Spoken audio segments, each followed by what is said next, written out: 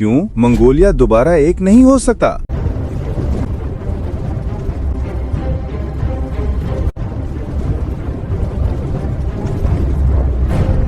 सन 1625 सिर्फ 7 लोगों की मौत और दुनिया का सबसे बड़ा, सबसे ताकतवर, सबसे खौफनाक सल्तनत मटी में मिल गई।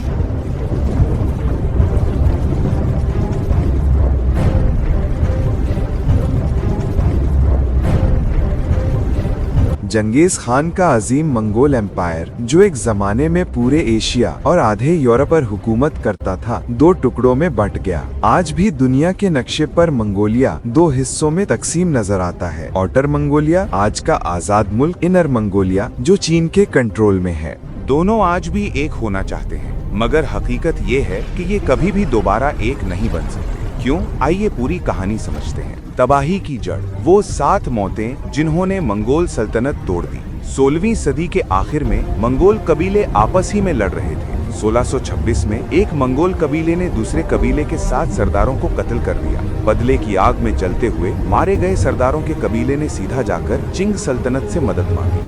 1687 में मशरकी मंगोलिया की झुंगार सल्तनत पर चंग एम्पायर ने हमला किया। जंग ऐसी खौफनाक थी कि 10 लाख में से 8 लाख मंगोल मार दिए गए। पूरे शहर जला दिए गए। बच्चों, औरतों, जानवरों तक को कत्ल किया गया। इसी कत्लेआम को आज तारीख में झुंगार नस्लकुशी, डजिंगर जेनोसाइड कहा जाता है। इसी के बाद चंग सल्तनत ने पूरे मंगोलिया पर 200 साल हुकूमत की। मंगोलिया दुनिया का 18वां सबसे बड़ा मुल्क है, लेकिन हैरानकुन बात, मुल्क का 99.7% हिस्सा बिल्कुल खाली, सिर्फ 0.03% इलाके में पूरी आबादी रहती है। वजह है मंगोलिया की इंतहाई खतरनाक जुग्राफियाई सूरत हाल, इंतहाई सर्द मौसम और -50 डिग्री सेंटीग्रेड तक दर्जा हरारत। पहाड़ी दीवारें सर्द हवाएं हर तरफ से मारती हैं। सिर्फ एक छोटी वादी जिसमें औलान बातूर है, उनसे महफूज रहती हैं। बुरी मट्टी यानी परमाफ्रॉस्ट, जमीन के नीचे हर वक्त बर्फ जमी रहती है, तो ना ज़राअत मुमकिन, ना इमारतें। बहुत कम बारिश, साल भर में सिर्फ 300 से 400 मिलीमीटर। ये सब मिलकर मंगोलिया को दुनिया के सख्तरीन मुल्कों में से एक बनाते हैं। 1687 में मशरकी मंगोलिया की झुंगार सल्तनत पर चंग एम्पायर ने हमला किया। जंग ऐसी खौफनाक थी कि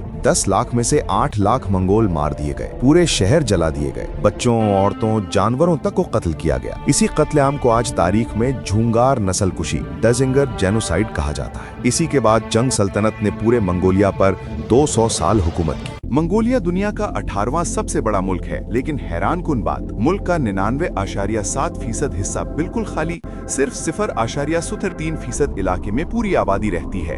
वजह है मंगोलिया की इंतहाई खतरनाक जुग्राफियाई सूरत हाल, इंतहाई सर्द मौसम और -50 डिग्री सेंटीग्रेड तक दर्जा हरारत। पहाड़ी दीवारें सर्द हवाएं हर तरफ से मारती हैं। सिर्फ एक छोटी वादी जिसमें औलान बातूर है, उनसे महफूज रहती हैं। बुरी मट्टी यानी परमाफ्रॉस्ट, जमीन के नीचे हर वक्त बर्फ जमी रहती है, तो ना ज़राअत मुमकिन, ना इमारतें। बहुत कम बारिश, साल भर में सिर्फ 300 से 400 मिलीमीटर। ये सब मिलकर मंगोलिया को दुनिया के सख्तरीन मुल्कों में से एक बनाते हैं। 1911 में चिंग सल्तनत खत्म हुई और आउटर मंगोलिया ने आजादी का ऐलान कर दिया। इनर मंगोलिया भी आजाद होना चाहता था, मगर चीन ने फौरन फौज भेजकर इसे मुकम्मल कंट्रोल में ले लिया। दोनों के दोबारा एक ना होने की सबसे बड़ी वजह है 1945 की याल्टा कॉन्फ्रेंस। अमेरिका, बरतानिया और सोवियत यूनियन ने वर्ल्ड वॉर के बाद फैसला किया, आउटर मंगोलिया आजाद रहेगा, इनर मंगोलिया हमेशा के लिए चीन के साथ रहेगा। ये आलमी मुआहदा आज तक कायम है, इसलिए दोनों मंगोलिया अब कभी एक नहीं हो सकते। नतीजा, मंगोल सल्तनत अपनी तलवारों से नहीं, अपने रवैये से हारी।